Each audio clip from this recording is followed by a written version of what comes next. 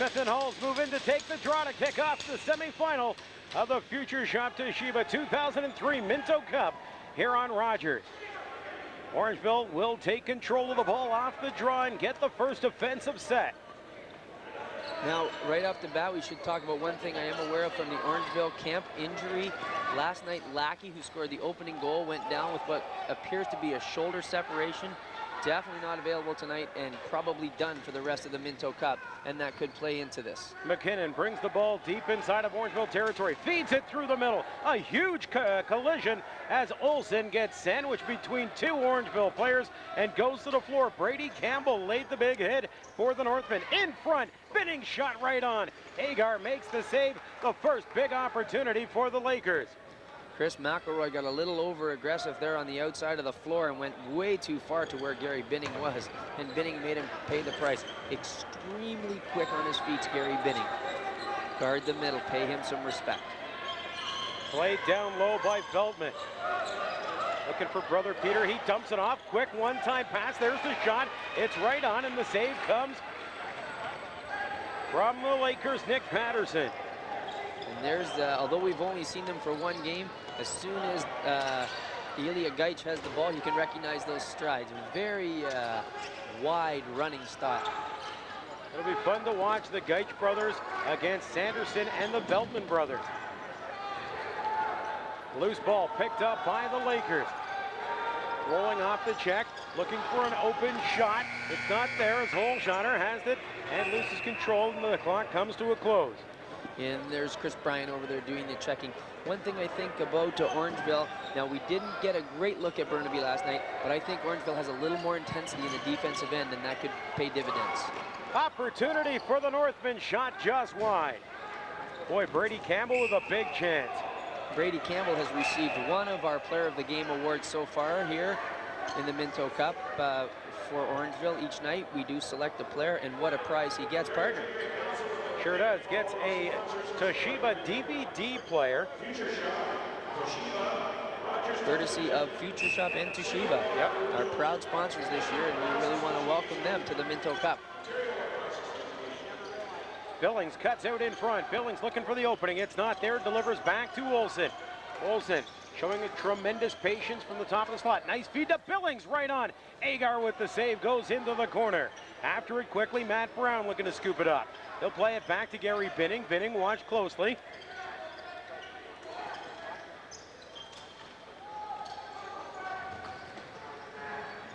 Bounces behind the net. Northmen finally control inside their own zone. Fresh bodies jump out the front of the door. Jamie Dowdell dishes off for Veltman. Harold Veltman will take his time. Veltman looking for a man jumping on the floor, picking it up now. Nathan Sanderson cuts to the front.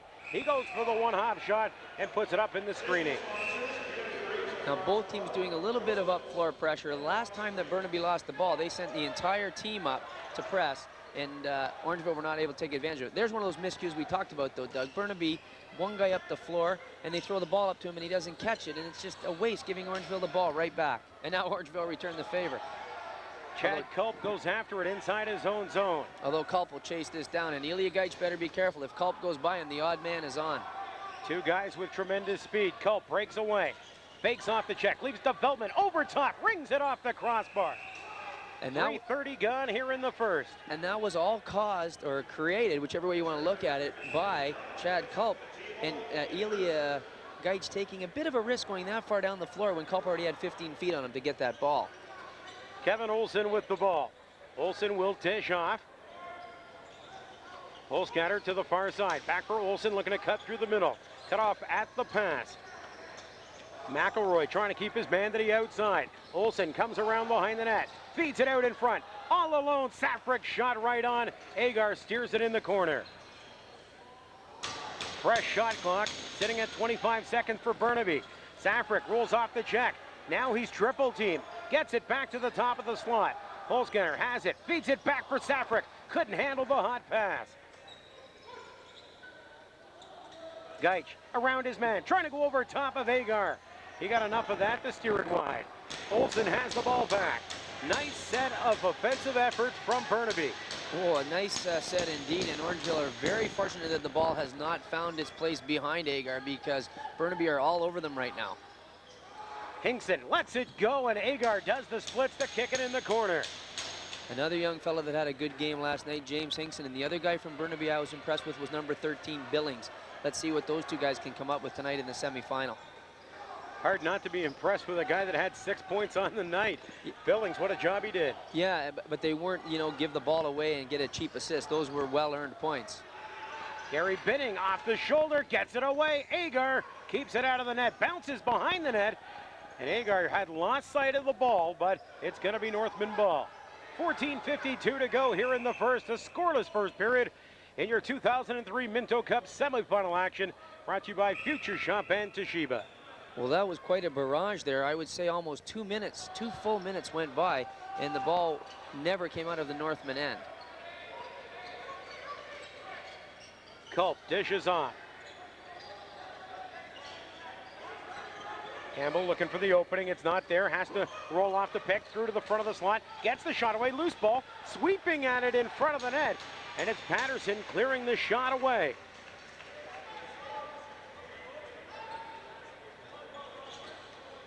Jeff Hobbs with a great second effort in front of Nick Patterson. Still a scoreless game. Culp looking for the quick outlet pass. Dowdell on the fly. Culp will bring it to the top of his slot area and then just move it up the floor. What a great job Culp did in the corner to snatch that loose ball away from Gaich. Veltman to brother Peter. Peter rolls off the check, still has the ball, cradles it close to the chest, comes out of his stick and rolls in the corner. And that's where I think, you know, you need Lackey out there as well. Veltman and Sanderson are going to log a lot of floor time with number 12 not available to go on the right side for the Northmen tonight.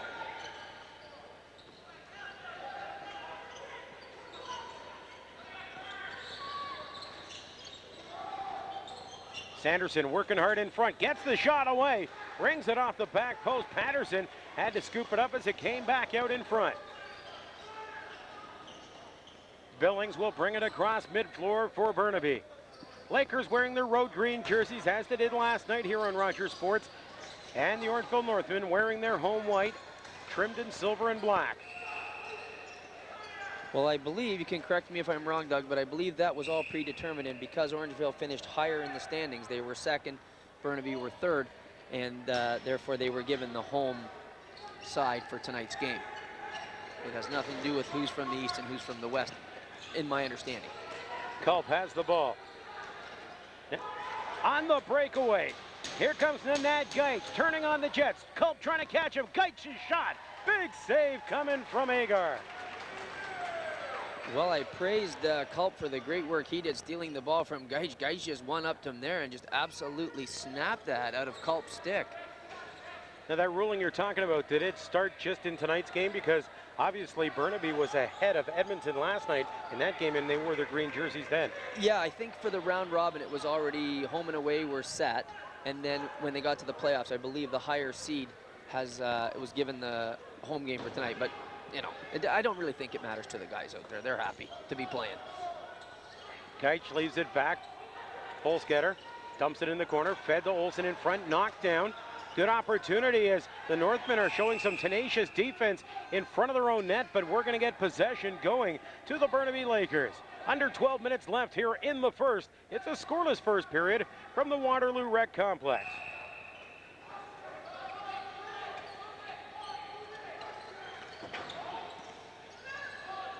Duncan Ross plays it just wide.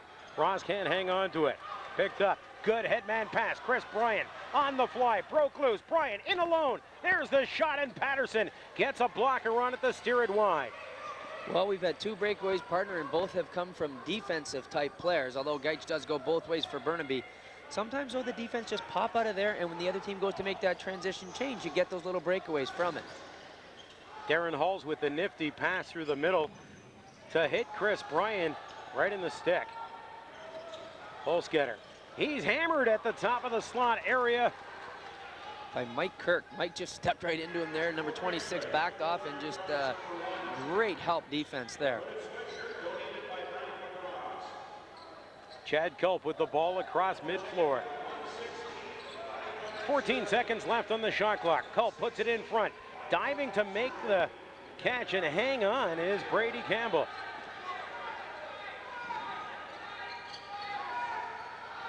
Culp gets away from Geitch, knocks it out of his stick, wheels back the other way, leading a 2-on-1 with McKinnon. Jumping out of the back door, it's now 2-on-2. Lakers have it and they'll set it up on the offensive set.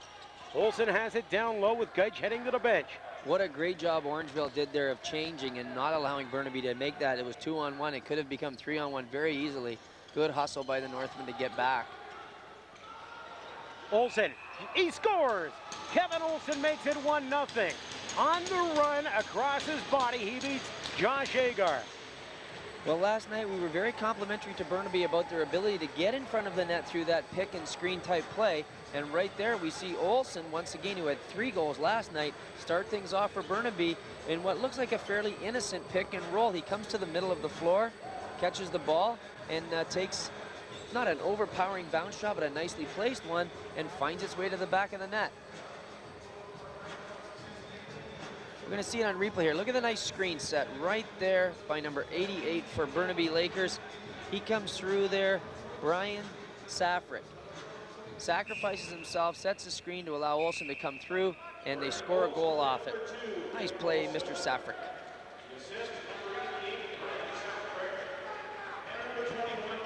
So coming up on the midway point here in the first period, and the Burnaby Lakers have drawn first blood. Harry Binning knocked out of his stick.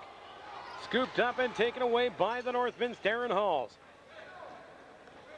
Member of Canada's under-18 World Field Team earlier, and you can see why right there. Very good defensive prowess. Veltman plays it down to the low corner.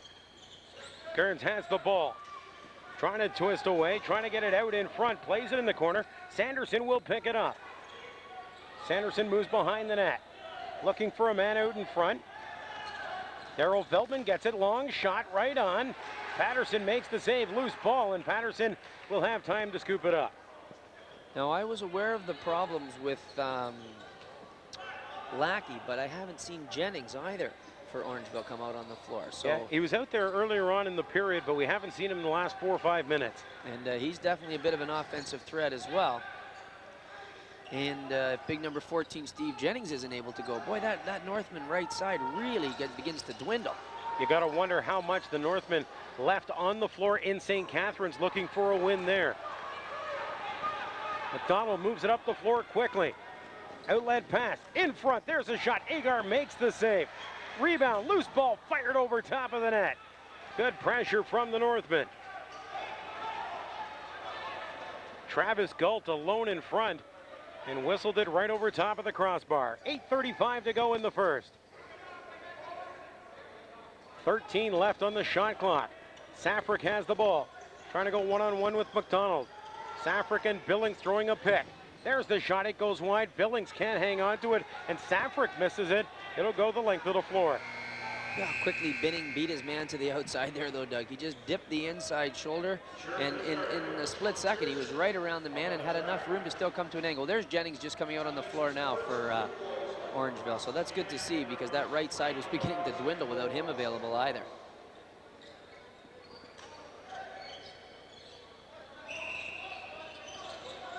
Culp has the ball, looking to feed it through the middle.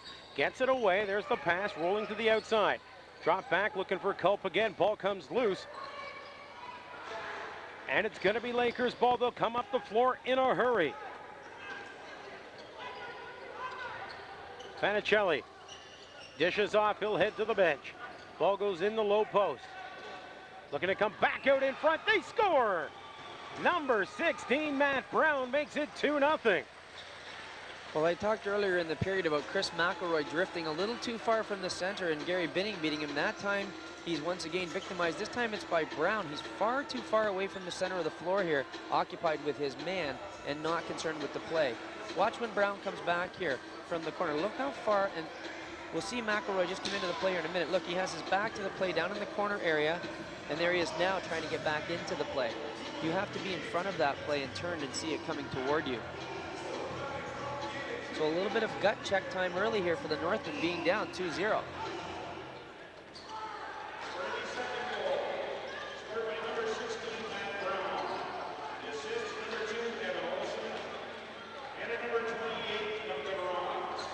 McDonald inside his own zone. Feeds it up for John Mason at mid-floor. Mason will dish off.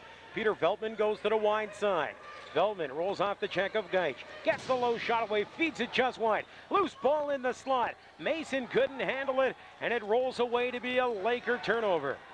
They have the ball. Geich inside his own zone.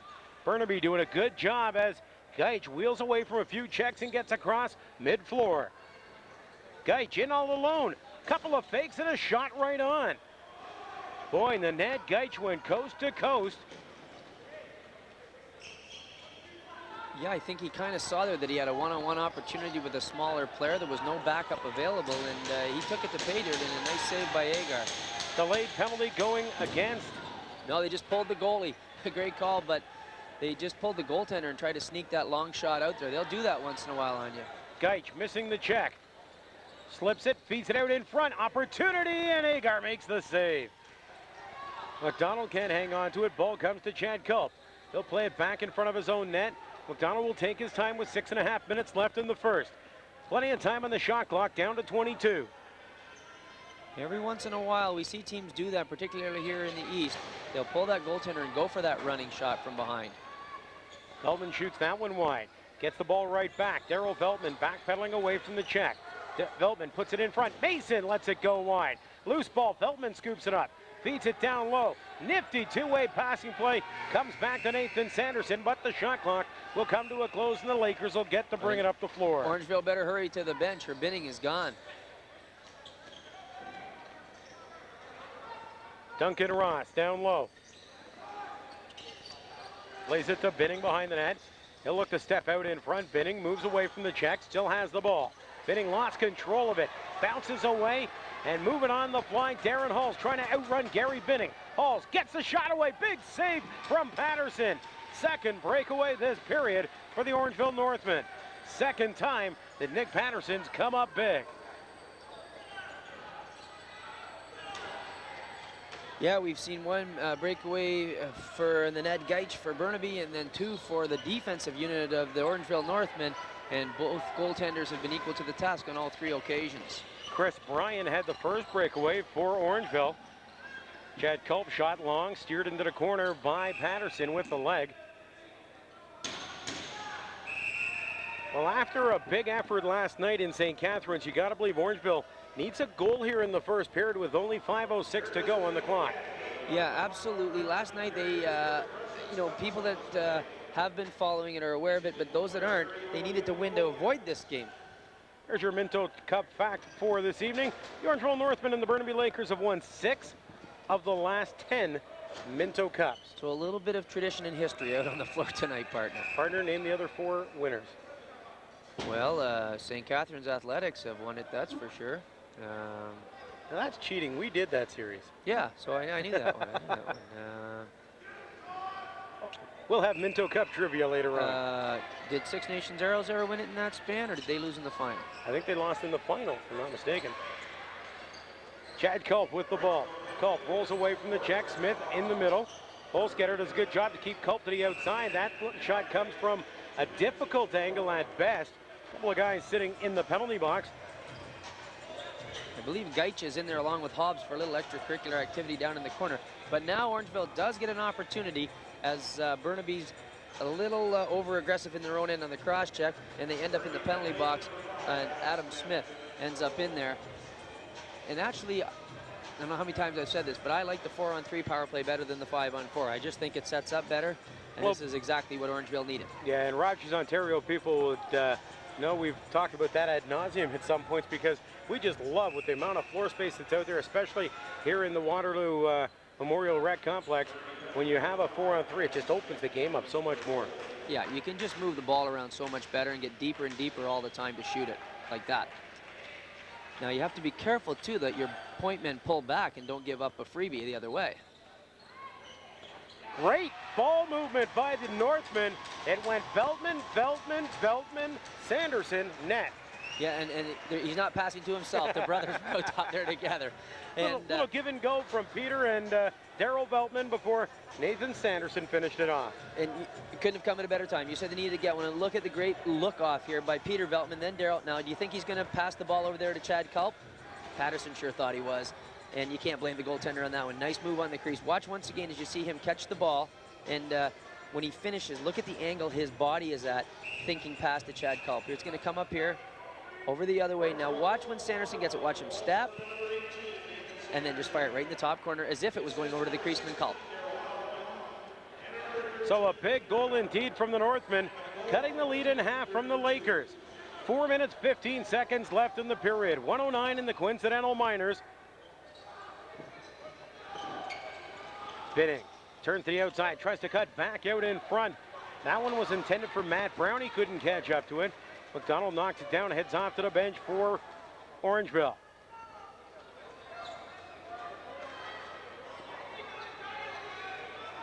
You know, you mentioned you like the 4-on-3. I like the 4-on-4 as well on a floor like this.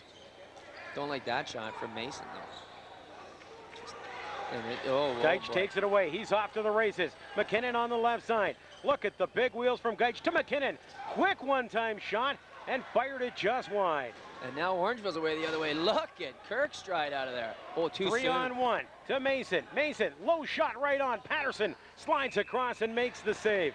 You know, we've seen Nick Patterson a lot in the last 2 games, and he's faced a lot of rubber. Do you find he goes down very quickly? Very quickly, and where you can beat him is a little bit like Matt Vince. Where you can beat Matt is when you go down with your stick and then shoot the ball up like an underhand that rises up. I think Burnaby got away with a door change there. They seem to be very quick out the back door, but they got away with it. I'll bet you if you asked every shooter here in the Minto Cup, Matt Vince is the goalie they do not want to be facing. You hate to say it, but invincible. Yeah, well, that time once again, I think Burnaby, I think the Orangeville coaching staff are going to talk to the refs at the end of the period and just quietly mention them to keep an eye on that back door because those Burnaby guys are coming out well before the man has cleared the bench line. Culp lets the shot go from a distance, broken up by Geich in the net. Geich, man lost the stick. Look at Geich turn away from the check and wheel it up the floor. Travis Galt after him. Geich passes it out in front. No one home. Chris Bryan's there to take it away for the Northmen. What a beautiful outlet pass from Bryant. Right in on goal. There's the shot. Big save coming from Patterson. Matt, to carry in there like that, wide open.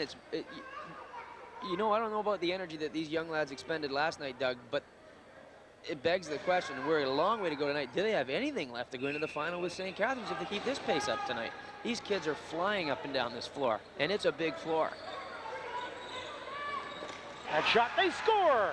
Sanderson ties the game at 2. And that's the first long-distance effort that has beaten Nick Patterson all night. Yeah, and Nathan Sanderson can really let her go there. Once again, had a little bounce to it, and that little skip can often be what gets the goaltender beaten because he thinks the ball's coming straight in, and just before his feet, it'll hit the cement. And now Chad Culp, he's coming over to recover his stick there. Lindsey Sanderson's very upset about something, and you know what? I wouldn't be a bit surprised if it's what I'm going on about, the doors. Those Burnaby guys are 10 feet before they're out that back door, and that's a penalty. Only if you don't get away with it. Correct. Absolutely. Yes, well stated.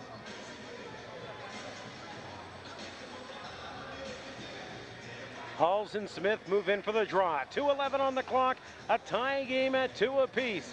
And once again, the Burnaby Lakers have jumped out to an early lead in the first period, and once again have handed it right back to the opposing team.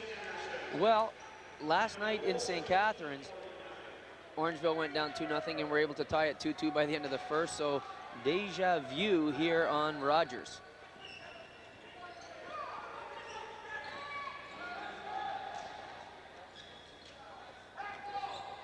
Peter Veltman takes the check from Holsgetter. There's the shot right on, no problem for Patterson. He'll outlet the pass to McKinnon. Way too soon. Finally, they made the call. And look at Dave Locke saying, look, he just made that call for you, but, I mean, they've been doing it all night. And it's at this end that they only get a changeover. If they do it at the other end, that's a penalty. Chad Culp Nice job by Culp, firing it on net from a distance, gets his own rebound and goes wide. Also took the hit in there from Brandon McKinnon. Coming around the outside, trying to cut back out in front. Brady Campbell dishes off. Can't get the shot away. We got a delayed penalty right out front there. Hobbs taking an absolute beating from the Burnaby players, and he's drawing a penalty for it, and we're going to see the Northmen power play again, unless Sanderson fires another one home, and that was very close.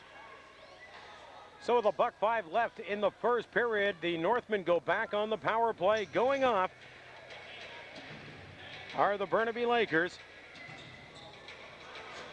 And I don't know if Jennings is hurt or what, but now he's coming out to set up the top of the power play. He's got the big howitzer up there, and you got to figure, Doug, that he is injured, so they're using him very sparingly on the power play. If you're in the coach's doghouse, you don't come out on the power play. So must be injury. But he can sure fire the ball. Now the danger here, I think if he is on, particularly if it's a leg type injury, you got Geich up top there, and he can just absolutely fly if he ever turns the ball over. And Brad Richardson on the other side, those two have any knowledge of the fact that Jennings is ailing, and if it is in the leg area, he does have his right ankle heavily taped. They're just going to take off on him. Jennings and Veltman play a little give and go. Peter on the left side, Darrell on the right side. Right out in front, Peter crosses, gets the shot away, and let it fly over top of the net. Under a minute left. Full clock, down to 14 now. Veltman can't handle in the corner. Holzgetter and Veltman come together. Ball's loose on the floor. Holzgetter will come away with it and throw it right to mid-floor. And that Geich will take it away. Geich has a man with him. Steps to the front of the net. Gets the shot away. Peter Veltman had to hurry to try to disturb that opportunity. Chad Culp has Nathan Sanderson at the post. Culp lets it rip over top of the net. Manwaring from the Lakers gets his stick up, causing a little traffic. Down to 15 left on the game clock.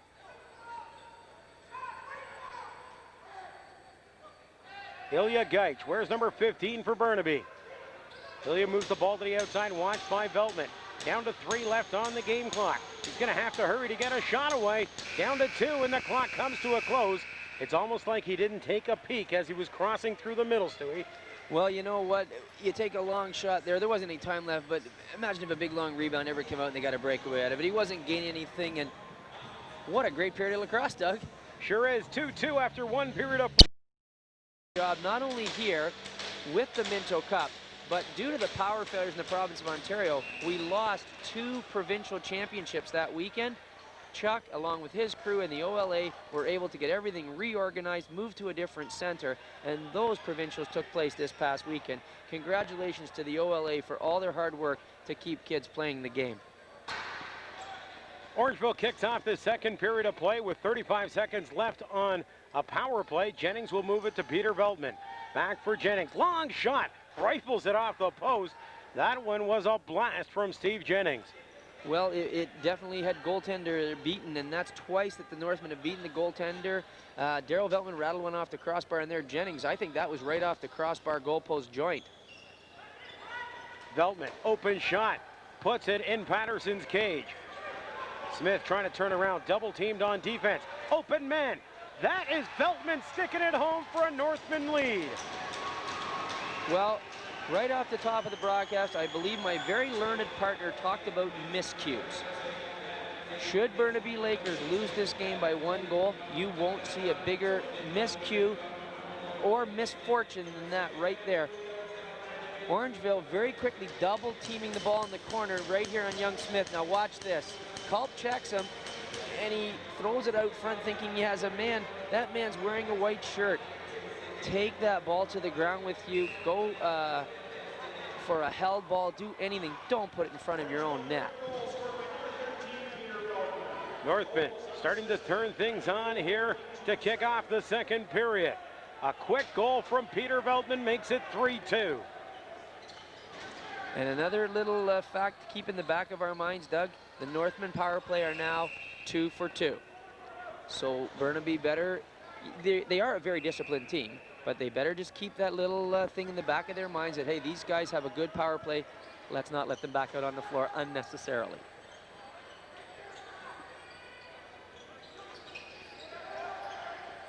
Holsketter moves in front. Ross plays it back down low.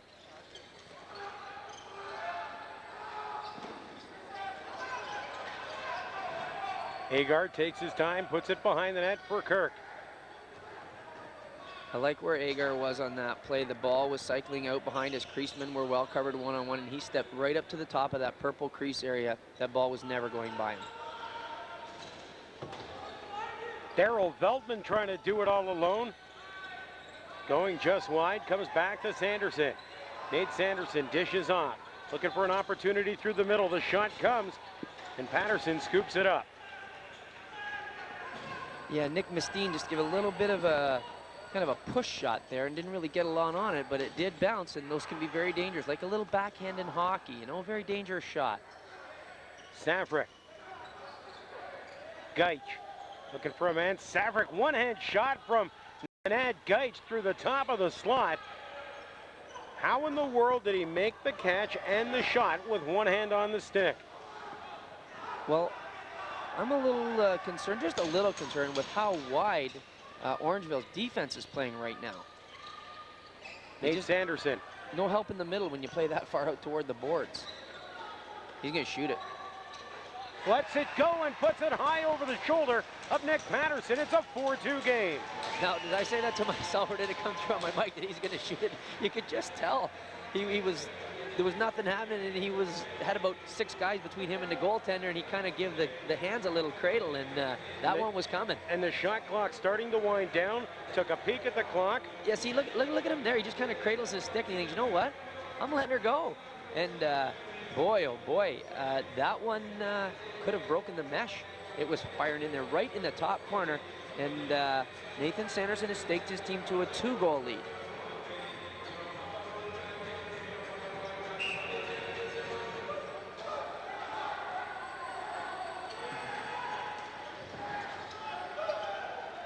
Couple of high sticks come and go. Referees letting the players decide the actions. Looking way out of his net and moving it up floor is Patterson.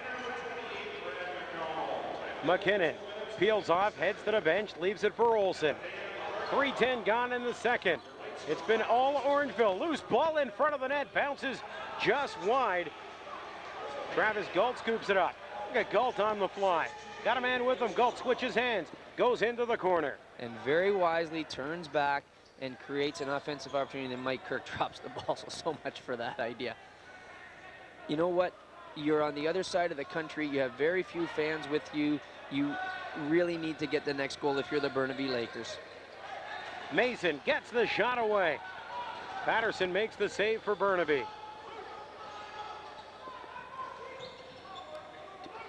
That 1 goal versus 3 goals is just a huge swing in any activity. And Veltman's away. He sure is. Making the pass. There's the shot. Patterson makes the save. Hauled down was number 4, John Panicelli. Well, and we'll get a power play opportunity for the Lakers. Yeah, I just talked about the fact that Burnaby better respect Orangeville's power play, but Peter Veltman just absolutely got lazy on that play, and he's going to get an earful from one of the coaching staff, if not all 3. That was an extreme, yeah, Lindsey Sanderson's having a little word with him, and Lindsey a little smile on his face there, but you just see that. That was just a very, very lackadaisical bit of checking, and now we get our first look at the Burnaby Lakers power play tonight. Last night, somewhat productive, not overly productive. A little bit of movement. They did fire the ball around very nicely, and cutters coming from the sides as opposed to the top. Olsen shot, he scores!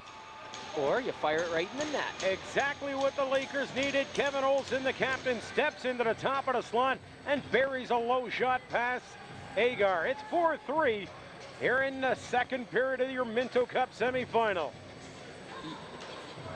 We spoke to Kevin Olsen last night after the game because he was chosen as our future Shop Toshiba player of the game for the Burnaby Lakers.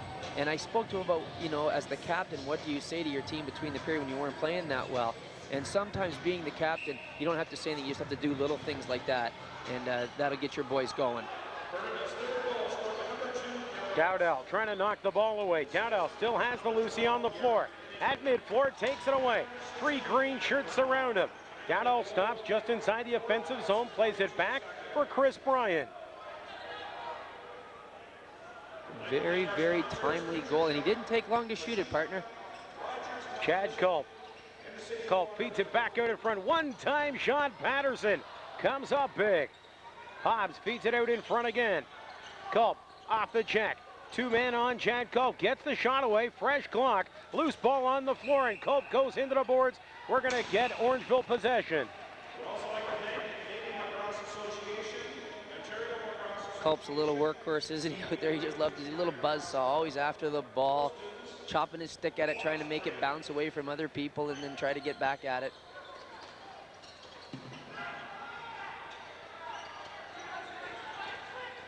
Long shot right on. Patterson makes the save. Rebound, they score! Waved off as Campbell was in the crease. You know, referee Todd Lorenz right on the mark there, had perfect angle for that, and makes the crease violation call on Brady Campbell. Nice piece of officiating.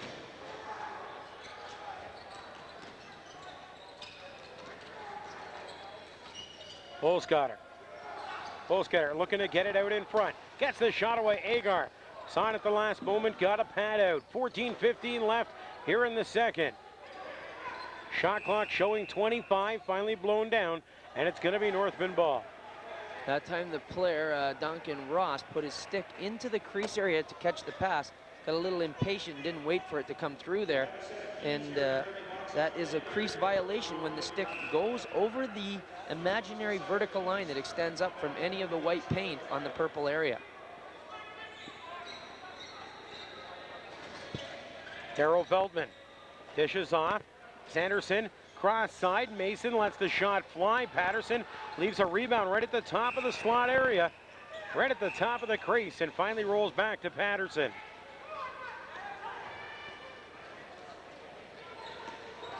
Panicelli will take it. Looking for a man in front. Olsen has the pass get by him. Billings goes in the corner. Billings watched closely by Mustine. Billings steps away from the check. Low hard shot fired wide. Love the way Billings lets the shot go from any point on the floor. And he was on mid-flight, mid-stride, and that one came. Gary Binning is very unselfish with that lacrosse ball, Doug. There were several times we noticed last night where he could shoot the ball, and right in the last second he notices a man open in a better spot and he gives it up to him. Very much a team player. Olsen in front. Agar makes the save, standing his ground. I think that big number 2 there for Burnaby going through the middle once again, and Orangeville have to address that as this game progresses into the midway point.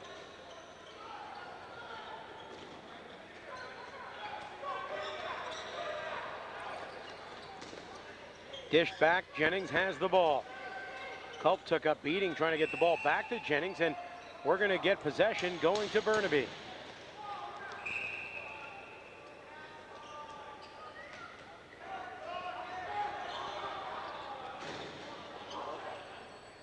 Ilya Gaich down low in the corner.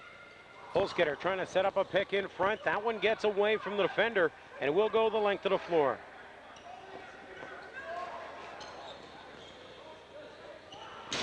Hinkson heading to the front of the net. Hinkson moves out in front. Oh, there's a big hit. Ball comes loose. Jennings looking to handle it. Holzgetter is there. And it's going to be Northman ball. Wheeling it up the floor. And across mid-floor, heading to the front of the net is Matt DeCare. He gets the ball, and it just went behind him. And the Burnaby Lakers will come back the other way. On the break is number 7, Brandon McKinnon. Couldn't put it past Agar.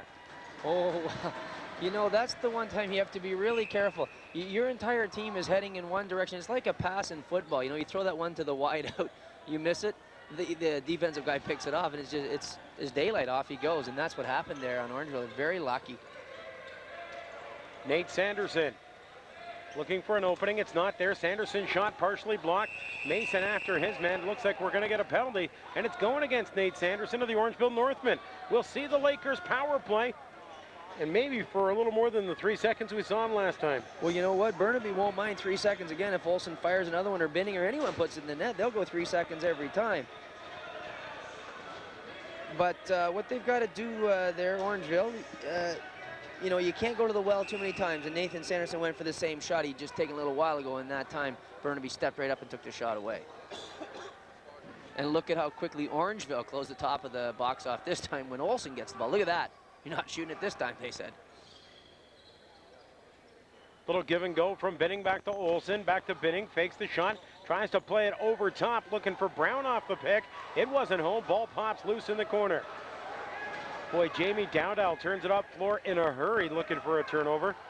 And very uncharacteristically, Chris Bryant threw the ball into the stick of Brown.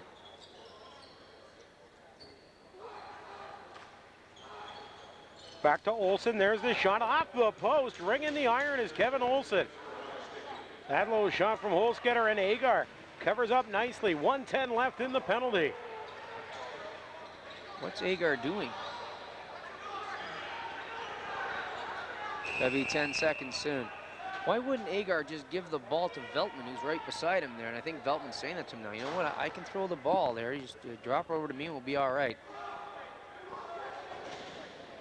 You know, little things that coaches do that people don't even notice. You know, Olsen scored right off the bat last time. This time, as soon as he touched the ball, the two Orangeville men at the top closed their sticks right together. I mean, they were told by their coaching staff, come on, guys, be sharp. You know, you got to be ready for that. If he's going to be their shooter, make sure you cut off any good angle that he can find. Then Ad Geich has the ball. Back for Kevin Olsen. 45 left on the penalty clock. 10:21 on regulation time here in the second period.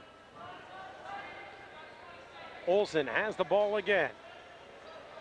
Time in the shot clock winding down to 16 behind the net. Looking for the give and go, and look at Agar. Nice job by Josh Agar to drop below the top crossbar when the man behind the net has the ball. Well, what's going to happen there, though? Olsen's going to go down the middle, and everyone's going to go to him, and he's not getting the ball. It's coming back to Binning. Olsen, flat-footed, lets it fly and fired it wide. Loose ball, big collision just outside the crease area between Nick Patterson and McDonald of the Northmen. That was like an old-time game of chicken, Doug. Both those guys were coming down. The ball was right in the middle, and neither of them were going to back off there. I kind of like the way that one went. Brad McDonald just came trucking down there, and Patterson says, I got more equipment than you. I'm not getting out of the way.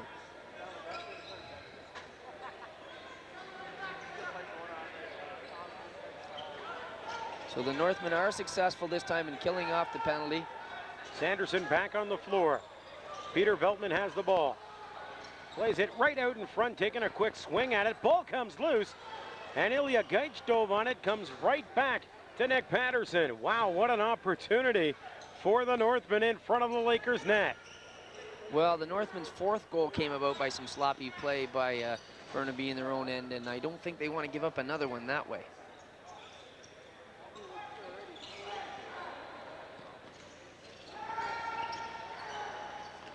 Hinkson dishes off. Safrick shot, loose ball, and Agar will corral it before it heads to the front of the net. Yeah, one more bounce and we were tied 4-4 because that was behind Agar and on its way over the line.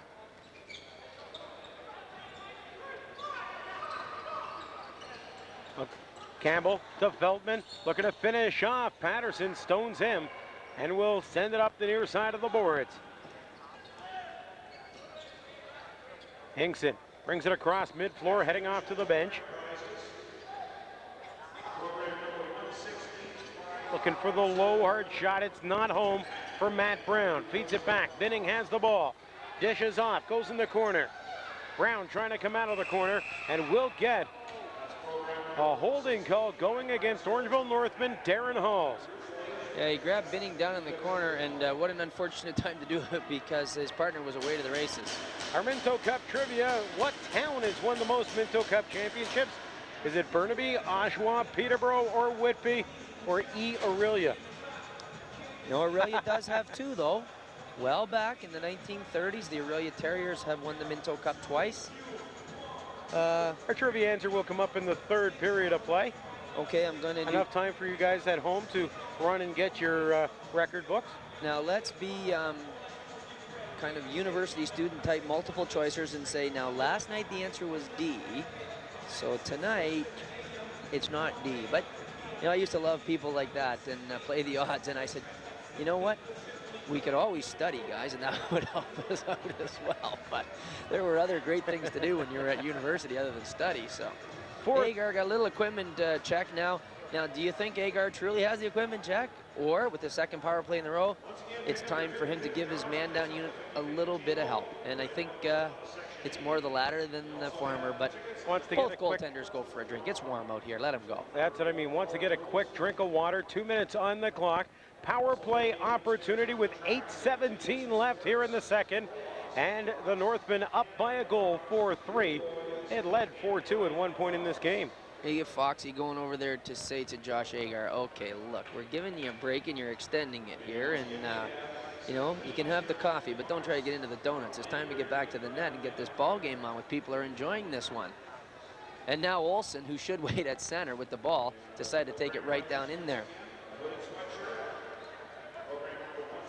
Another one of our Minto Cup facts. The NHL All-Star Joe Nieuwendyk was named the Minto Cup MVP back in 1984, playing for Whitby.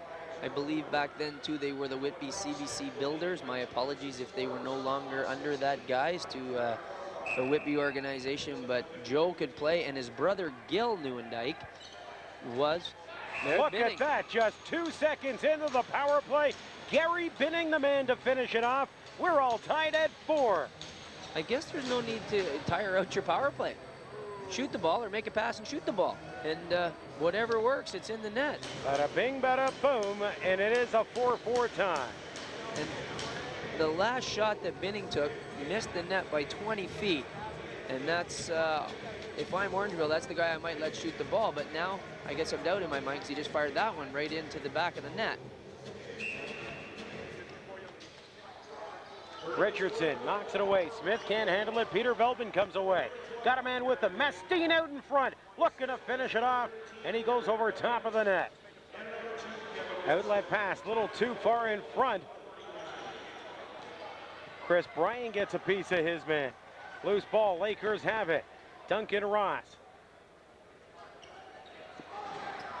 Boy, Vince Crawford showing some tenacity after the loose ball crossed mid-floor. James Hinkson has it. Hinkson looking to roll off the check. Hinkson takes the hit, gets it away as Dowdell was right on him, and Agar took that off the cage. A little harder to run those transitions this period because you have the long bench, so you have to go a lot further to get there and get those guys out those doors. Kirk to Sanders into Mason, shots wide. Look at Olsen down in front. There's the pass over the shoulder, hit the post. Wow, could Kevin Olsen be any more free behind the Northmen defenders? The other way now, fired wide. Travis Galt with a big opportunity, and a left-handed shot, let it go wide. Darren Halls will slow things down just a tad, heading off to the bench.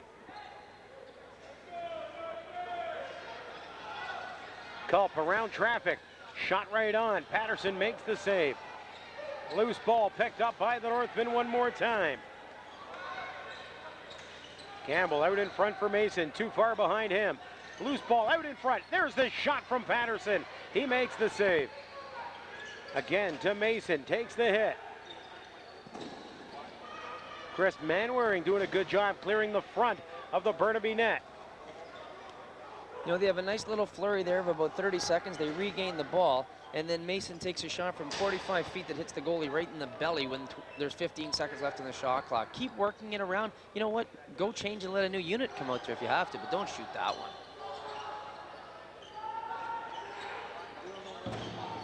Olsen lets the shot go wide, loose ball. Billings has it. Shot clock winding down. He puts it on. New clock, and it's going to be Northman ball. No, Bill Fox, and I agree with him. I think that last shot from Billings just nicked the outside of Agar's foot and was called a shot on net. Foxy very clearly waving his hand before the buzzer went. So, you know, Stuart, in the games we've been doing here at the Minto Cup, I've heard nothing but great comments about the refereeing thus far. Yeah, you know, there's only a second game we've covered, but I haven't seen them blow any calls yet. Binning out in front. Olsen looking for an opportunity, and he's tied up as Chris Bryan comes in for the loose ball. Good job by Jamie Dowdell in front of his own net.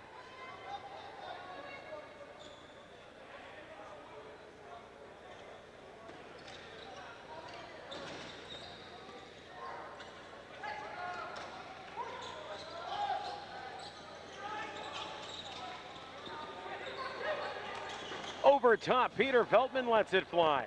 That'll come off the corner board. Nick Mustine back to pick it up. Mustine inside his own zone. Good job to feed it out to Veltman to Jennings. Down low, sidestepping the check. Nathan Sanderson puts it home, and what a game he's having. 5-4 Orangeville. Well, that goal again came from perhaps Burnaby's over-anxiety here. If we do get it fortunate enough to pick it up very early in that set, right near the Burnaby bench, the ball was out there, and 3 guys went out over their own attack line to get it. If you miss, you're in big trouble, guys. And that's why, see, everyone's coming back into the play. Oh boy, is that in the corner? You know, you used to put up those turtle boards with the little pie shells. That one just broke one in the top right corner. Well, the Northmen lead 5-4, but it's Nate Sanderson 4, Burnaby Lakers 4. Yeah, Nate Sanderson's really turned it up a notch tonight, and over-anxiety can cause you there, and Burnaby went out after that ball when they just weren't going to get it. Good job by the Northmen, though, to finish the transition. I mean, you got to make all those passes and finishes. And give Sanderson a lot of credit for slipping the check in front of Patterson.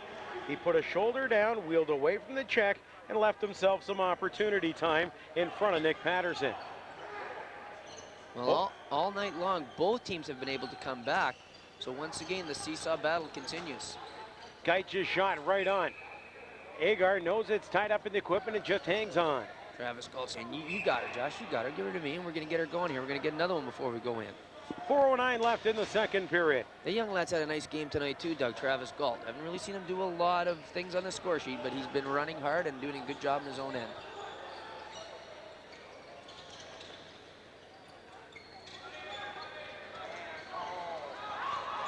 Loose ball in front. Chad Culp with the shot. That bounces away.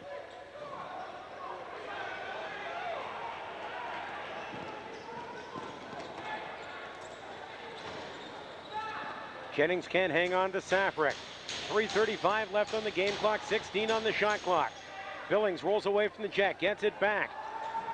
Olsen, cross floor pass for Binning. Binning around the jack. Binning lets it go right on. Agar makes the save. Loose ball, Safrick can't handle, and Chris Bryan will bring it up the floor. Look at Bryan through traffic, knocked out of his stick, and Safrick will get the opportunity, but Bryan, tenacious on the offensive checking. 1-on-2 comes up. Safrick will bring it up the boards. There's a big hit coming out of his own bench, and Safrick is stopped up at mid-floor. Safrick's a big wide body. He sets a lot of nice screens down in the other end. Chris McElroy throwing the jack. Billings. Olsgetter after DeCare. DeCare right out in front. That shot's low and hard and just missed.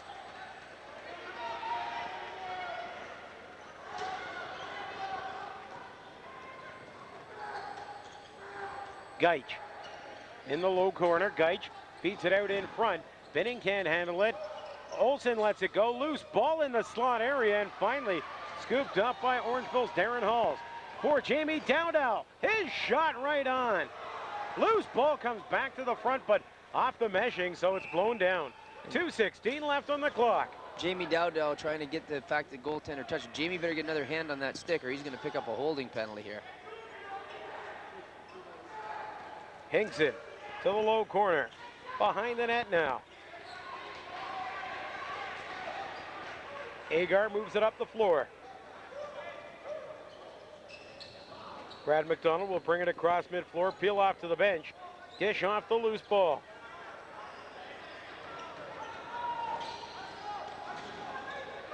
Sanderson lets it go and hit a body in front. Boy, Nate Sanderson shooting from all points on the floor tonight.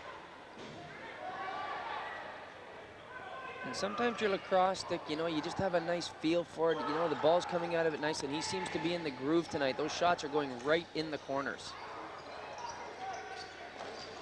Nice give and go as Billings let one fly, and a good job by Agar sliding across and squaring up to the shooter. 1:15 left on the clock here in the first.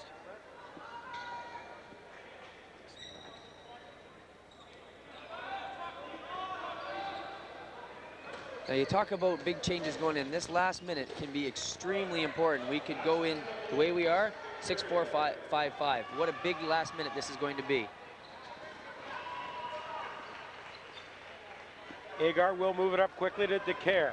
49 on the game clock. Second period coming to a close as DeCare moves across mid-floor. We'll leave it. This is Daryl Veltman.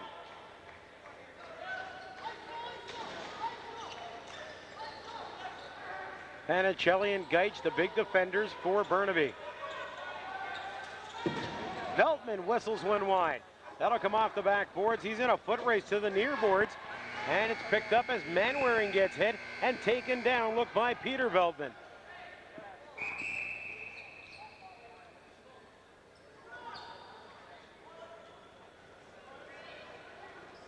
No.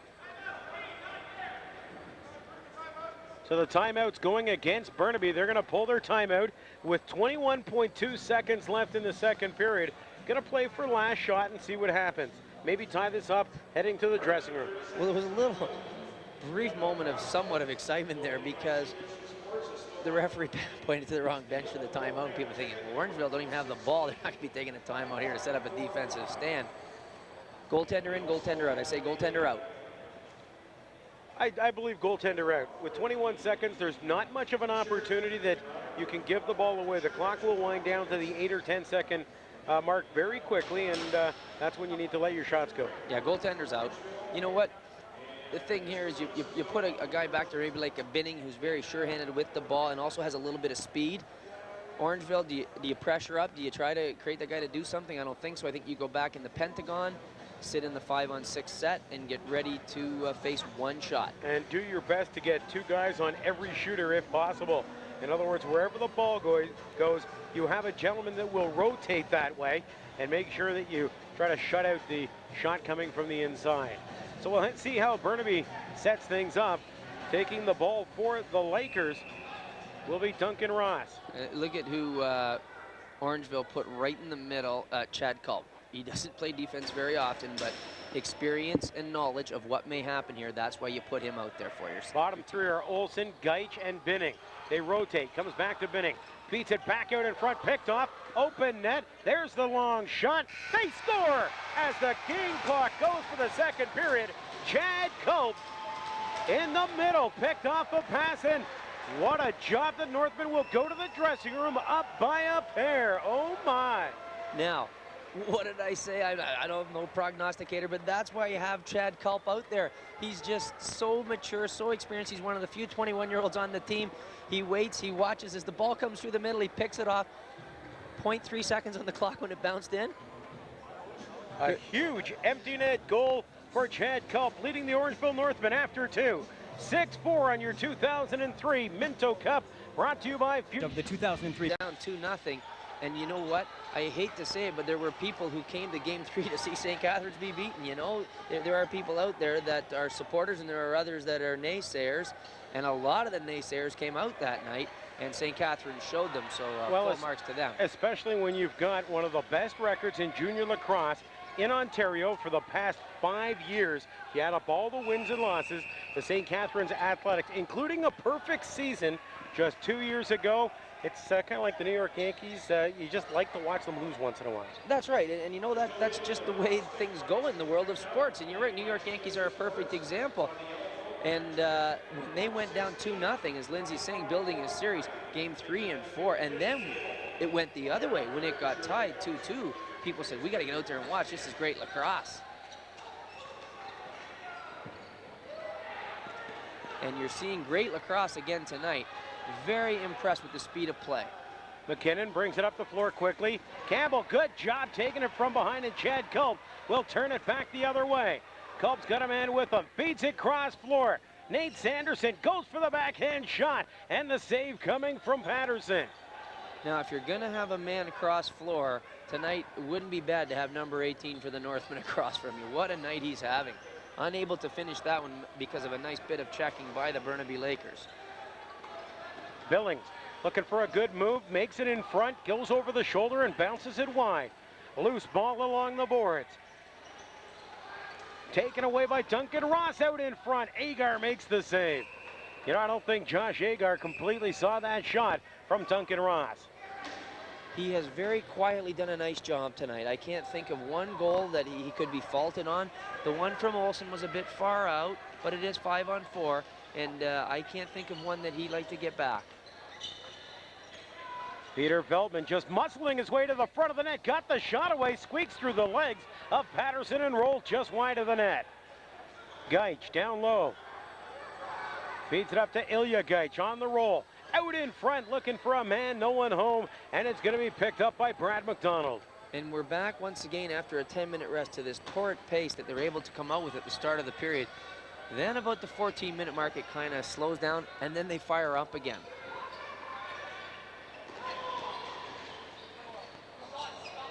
No holding call called on that, but the shot will get taken from Culp, and it's going to be Northman ball again. 17:45 left in the third period. Orangeville up by a pair. And we probably saw the best save we have seen from Patterson in 2 nights. Doug, he got his leg extended there.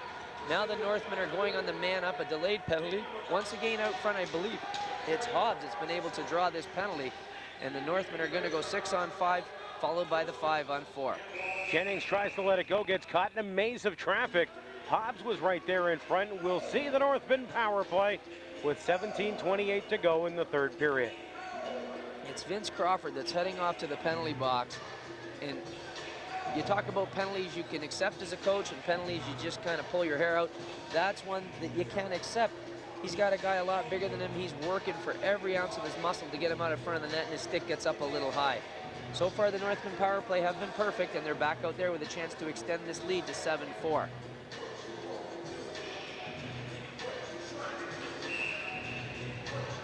Steve Jennings will start things off for Orangeville.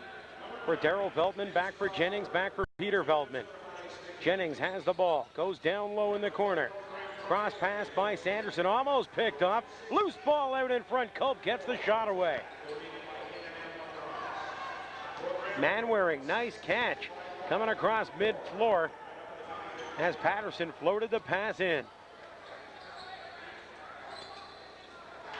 Manwaring tries to make the over-the-shoulder pass and has to hustle back to help out on D, giving it away. And that's Veltman out in front, unable to hang on to his stride. Was Brady Campbell. He just came flying off the bench.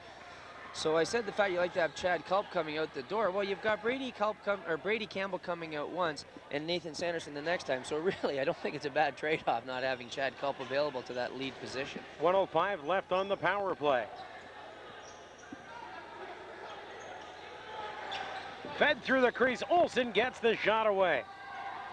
Loose ball inside the zone again. Ross dumped by McDonald. He'll scoop it up. McDonald's going to elect to hang on around mid-floor. Yeah, under no circumstances do you go charging up there when you are part of the defensive checking unit on your man-up unit. You let the power play get out there and earn their money. Mason couldn't handle the pass on the cutter. Bounces in the corner. Fed back to Veltman. 5 on the clock. Lets it go. Nick Patterson saw that shot all the way. Saw it till it went just above his eyes and hit him right in the head. 20 on the power play clock. 27 on the shot clock. Low shot right on. Patterson steers it in the corner. Campbell dumped. After Campbell and trying to track him down is Panicelli. Back to Veltman. One-time pass is gone awry. Comes back to Veltman. Open side. Mason lets it go. And that'll bounce into the Burnaby bench and up into the crowd. So it's going to be Northman ball. Now, if I were the Northmen right now, partner, I would make a line change. The power play's over. They're going to elect to leave him out there. You know, you got Mason and Hobbs up the front there. They're not very quick at getting back should this ball ever get turned over. That low shot fired wide. Veltman has to get on his horse to track this one down. Then that Gaich is there, and Gaich will take it away. He'll backpedal in the corner.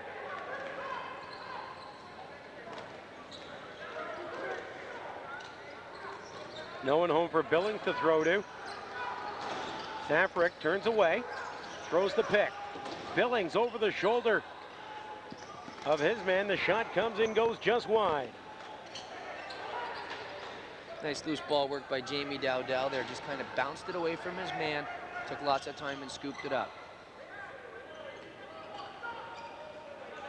Mestine looks to cut to the middle. No one home. Mestine will pick it off. Leave it for Culp. Culp Nice job by Feldman to avoid the check. Can't get the shot away. Finally does. It goes flying over top of the net. Steve Jennings will get it back. Nate Sanderson to the side of the net looking for Nick Mestine. Bobby Snyder couldn't handle the outlet pass, and Northmen will bring it back the other way. Burnaby had a little bit of a chance for a quick transition there, but those are the things we talked about last night where they're just not as sharp as the last time we saw them. Those passes have to be in the stick, not down at the ankles. You got to believe the amount of lacrosse they played in the last week has just a little something to do with that. Yeah, they certainly have played a fair bit. Patterson. And they've moved around a lot. You know, the other thing about the Minto Cup 4 out of 7, you go to a community and you sit down in your hotel, you get a little bit acclimatized. These guys went from from St. Catharines to Orangeville to Kitchener, and they're playing lacrosse every night. We talked about it on last night's broadcast. For goaltenders especially, it's a different building, different angles off the boards, different lighting, different size of the floor. So it's there's some big changes for goaltenders, but you know what? The shooters seem to be finding the mark just fine. Well, the one thing that doesn't change in lacrosse is the size of the crease, the size of the net, and the 24-shot circle that you come from. So they do have some marks of consistency for them.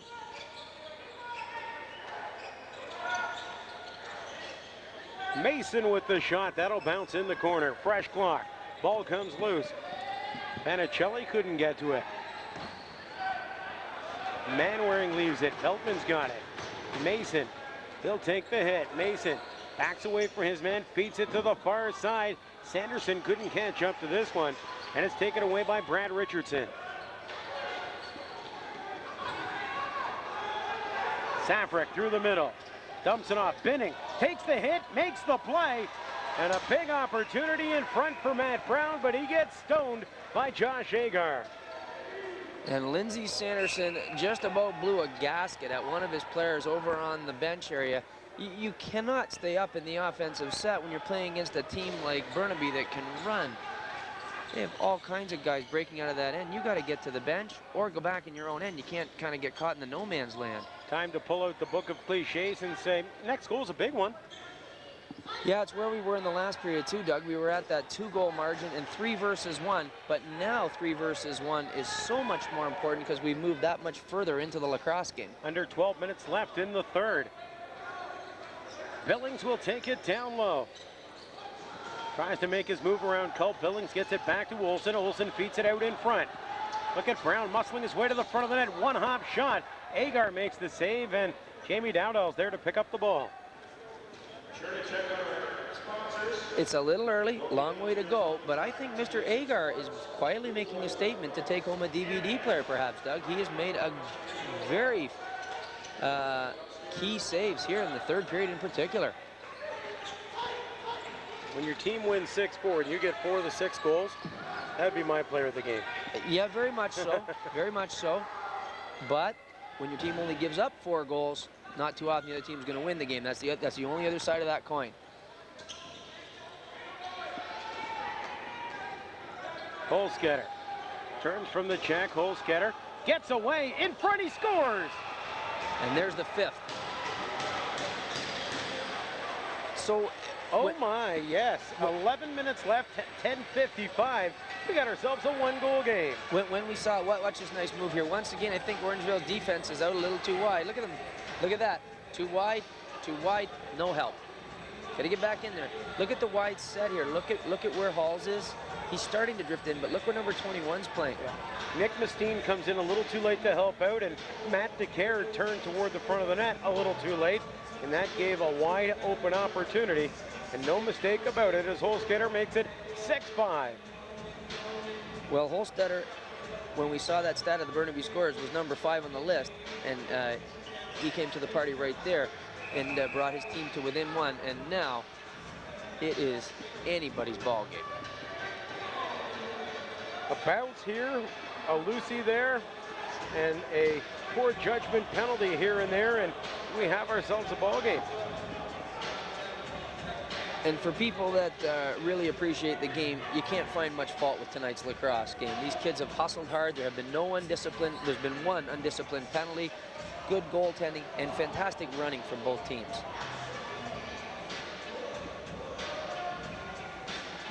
Off the draw. Smith and Halls come together, loose ball.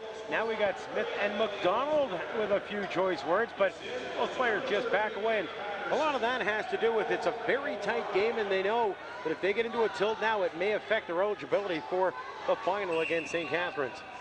And you never know if the referees are going to call it, you know, 4-4, and they might send you to the penalty box alone, and then you really feel bad. So after falling, Culp will give up possession. Lakers will bring it up the floor. Patterson out of his net. For Matt Brown, Chad Culp going right after Brown from behind, heads off to the bench. Brown for Billings on the low post in the corner. Down below us, it's Safrick moving into the middle. Olsen in front, Binning gets it away and fired it wide. 21 left on the clock. Nice job. Brown in alone, big save from Magar. Josh Agar comes up huge on Matt Brown. Olsen's long shot. Agar sweeps around, makes the save, and hangs on. Once again, though, the Orangeville defense is extended to 20-25 feet from their net. That's not typical of them. I think Greg McDonald, look at him, he's talking to those guys over there saying, guys, come on, pack it in tight. Make them earn their way to the middle past three of us, not just one.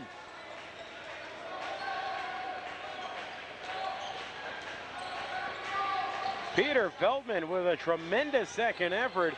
Smith stays with him all the way for Burnaby. Smith wheeling up the floor. Good wheels from Adam Smith.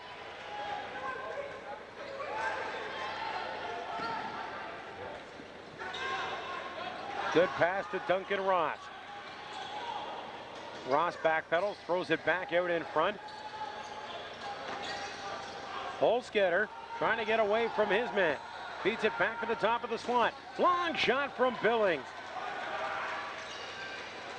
Boy, Burnaby's using up their 30-second shot clock. Just 2 ticks left when Billings let it fly. Does it seem to you that Orangeville's sitting back and not attacking? And like you said to me, Stuart, they can't run the clock. Now you've got to work every shift. Way too much time with a 2-goal lead. Now a 1-goal lead and only 9 minutes left on the game clock. And Geitch is going to break out of here. We just can't get the ball. He was gone. Geitch has got McKinnon with him. All alone, Geitch and Culp. What a battle this is in the near boards. Binning will knock it away and scoop it up. Gary Binning will slow things down, pull it in the offensive zone. I'm not sure Gary can slow things down. He just go, go, go. Binning. Dowdell goes over top of him. Binning still has the ball. Big hit. Gary Binning absolutely rocked at the top of the circle by Darren Halls. And a nice clean hit at that. Gary doesn't even know where he is. He was just rocked his right partner. Olsen fires it over top. Holsgetter comes off the bench with Binning heading over to the bench. Bit of pushing and shoving in front. Halls after his man. Darren Hall's going to have to watch out because he's taken a few cracks and does not want to take an undisciplined penalty in his own zone with 8 minutes left here in the third period and only a 1-goal lead. And Travis Galt got away with a little bit of an undisciplined play as well. He knocked Brown's stick away and then he kicked it away from him. And referee Bill Fox was very careful not to give him that. However, McElroy has picked up a penalty out front of the net away from the play. We're talking about some undisciplined play, and McElroy guilty of getting a little overzealous in front of the net. And I talked about the fact that Burnaby's turning it on just a little bit. And there's our Minto Cup back for the third period. The Oshawa Green Gaels won 7 Minto Cup championships between 1963 and 1969, one of the longest runs in Minto Cup history. Very storied franchise, the Oshawa Green Gaels. Now going to the guys, I believe, of the Clarington Green Gaels who play in Junior B. And, you say under the guys like they're in the witness protection program. Yeah, you like that word? Yeah, they're hidden out there just outside of Whitby there in the Oshawa area in Clarington. Like the senior major team in Brooklyn, the Redmen. Yeah. Now, you want to really tick everybody off and say, they're all whippy anyway. Now, do Burnaby score within 10 seconds again, and or do they move the ball around a little bit? Olsen and Binning, a little give and go. Olsen looks for the shot, not there. Billings over top of the net.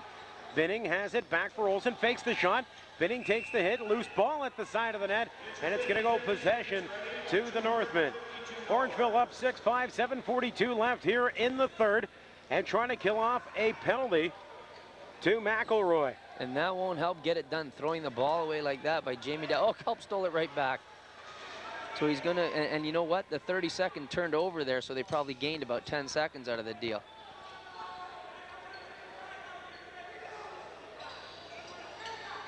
Down to 17 on the shot clock. Chad Culp intent on keeping the ball along the boards. Culp has it.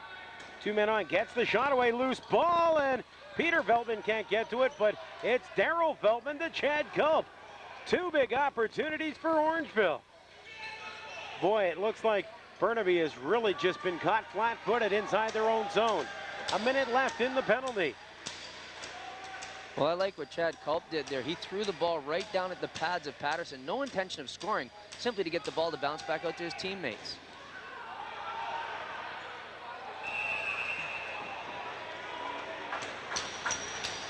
Well, Peter Veltman has been doing that, kind of bulldogging to the net for about a month now. Doug, I got to tell you, I don't like it.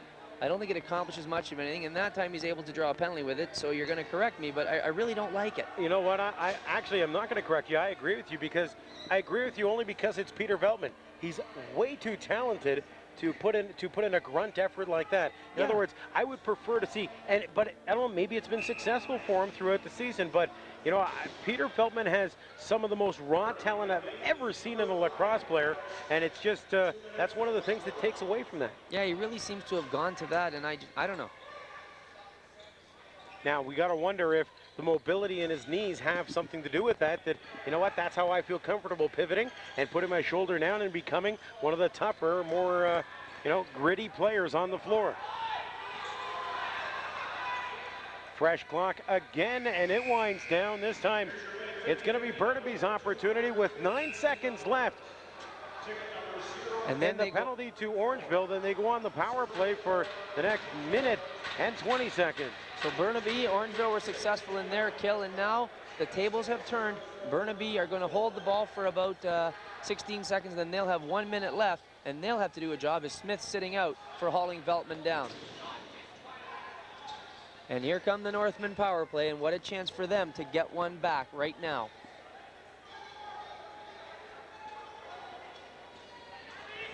Very cautiously coming up the floor.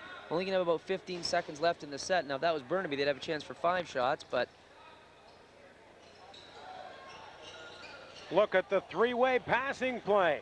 Jennings to Veltman to Daryl Veltman. Look at Peter jump through the crease area. Loose ball on the floor, and it'll be scooped up by Burnaby's goaltender, Nick Patterson. 5:11 left on the game clock. Only 30 seconds on the penalty clock. That's a giveaway, and Daryl Veltman picks it off, plays it down low.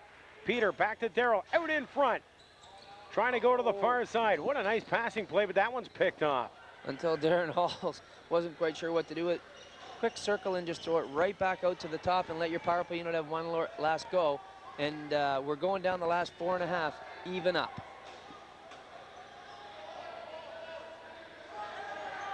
$12 left on the shot clock. Smith out of the box.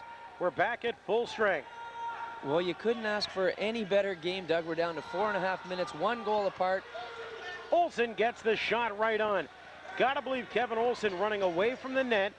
Still on the forehand, might have had a better effort against Josh Agar. Brad McDonald right in on goal, forces the issue. Plays it to the side, bounces away from Hobbs and in the corner. Bodies collide. Ilya Geich going after it for Burnaby. Geich to McKinnon. So you can't, it isn't game 7, Doug, but it is. This is game 7. The loser's out. The winner actually goes on to the next round. And these kids are giving it everything they've got. Now McElroy could bust out of there. Oh, we're going boy. to get a change of possession going in favor of the Burnaby Lakers with 3:46 left on the clock. That was really unfortunate because the Orangeville defense didn't realize that McElroy had stolen the ball, and they weren't doing that out of undiscipline. They simply didn't know they had the ball. Billings backs away from the check. Billings will dish back to Olsen. Olsen puts the shoulder down, looks to move to the front of the net. Olsen through a slot of traffic and got his shot off just wide. Look at Billings in front, bouncing one wide. Burnaby putting on tremendous pressure with 3:17 left on the game clock.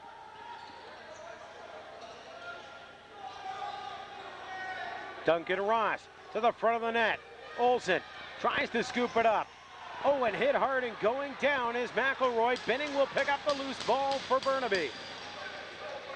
Matt Brown in front. Billings has it get away from him. The Orangeville defense have been out there for a minute and a half. They're absolutely exhausted. McElroy will outrun these guys, though, and corral the ball. Don't turn it over, though, Chris. Finally, they're able to get the defensive unit off. They were out there a minute and a half or longer there, Doug. Chris Bryan has the ball. And Ilya Gaich going after him. Coming across mid-floor. Northmen have it. And Gaich putting the pressure on Nick Mustine. Mustine twisting and turning through traffic, gets it back to Daryl Veltman. Veltman all over him and stealing the ball away is Smith. He's got a man with him, Smith and Panicelli. Panicelli in front, can't get the shot away. What a job by Nate Sanderson. McKinnon fired it just wide, rebound, they score and tie the game. John Panicelli makes it 6-6 with 2:06 left on the clock. Well, Burnaby was all over Orangeville for about a minute and a half. They withstood that barrage. Nathan Sanderson did everything he could to get back in the play, and then he loses his man back on the crease. A harmless shot, bounces right to Panicelli, and he puts it away to tie this one up. I didn't like Daryl Veltman holding the ball out here this far from the net.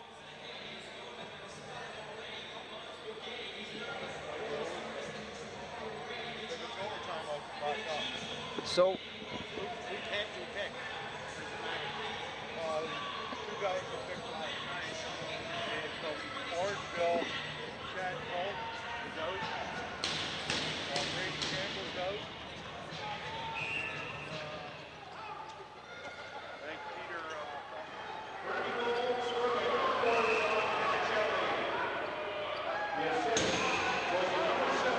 So a pile up right at the top of the floor.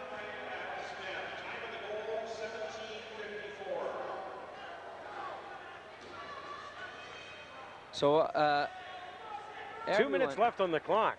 Beyond excitement there off the loose ball. 4 or 5 guys go colliding for it. Smith, very excitable young man, number 5.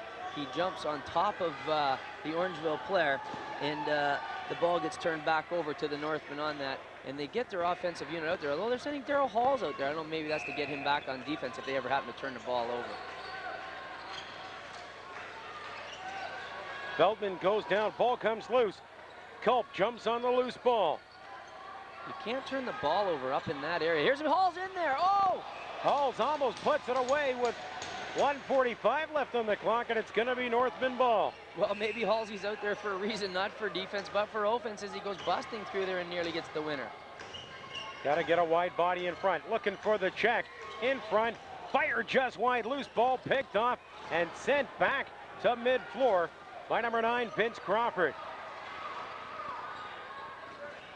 That one bounced just wide. Great pressure by the Northmen. But now Burnaby busted out in the transition, and Halsey's got to chase him down. He's able to do it, and Binning's quickly out the door. And this may be Burnaby's second last set with a minute and a half left. It's going to go either way here.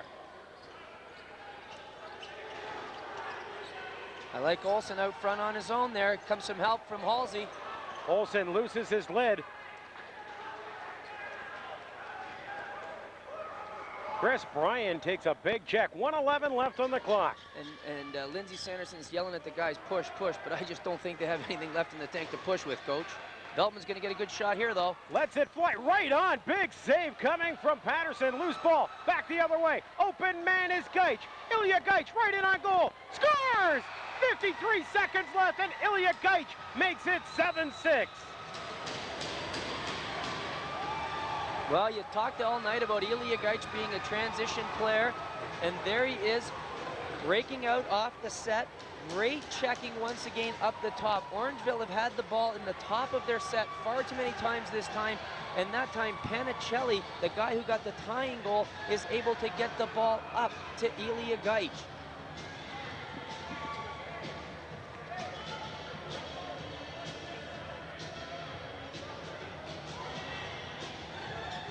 I think Orangeville is maybe in a state of shock right now, Doug. I don't know if they can come back or not.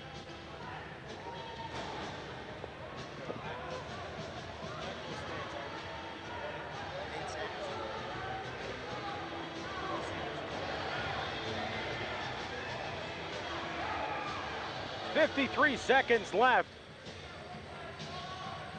How important is this draw, partner? Well, it's everything right here, and the loose ball trapped by Green, and Green's going to take timeout. Boy, did Green have control of that ball to take a timeout? I guess in the opinion of the referee, they had control of the ball, so they're going to hold it for 30 seconds, I would think, and they're going to leave Orangeville 18 seconds. Here's our Minto Cup trivia question. What town has won the most Minto Cup championships? Is it A, Burnaby, B, Oshawa, C, Peterborough, or D, Whitby? And the answer is C. Peterborough. 10 Minto Cups. And look at the way they've done it. Well, Peterborough, of course, one of the big hotbeds, along with Whitby, along with Orangeville in lacrosse and throughout Ontario, and St. Catharines is certainly moving up into that upper echelon of all-time top junior A clubs. Well, St. Catharines too, though. Okay, the Athletics are the junior A club. The Spartan junior B club is always very respectable. Niagara on the Lake runs a good program, Fort Erie. So the entire Niagara area as a hotbed of lacrosse, it's really something else. Absolutely. I was really leaning towards the teams that have Minto Cup champions and really dominated throughout an extended period of time. And St. Catharines Athletics have done so long enough now that we can include them into that upper echelon group. Now, if you are the Orangeville Northmen, as soon as you get to see them out there telling the ref, as soon as we get the ball, we are calling timeout. Now, they've reset the clock from 48-7 to 52-3. And the 30 is at 27, so there'll be 25 should Orangeville get the ball back near the end of the set. And that's because our timeout on the floor was called, but the clock ran for 4 more seconds. So they put it back on the clock, and rightfully so.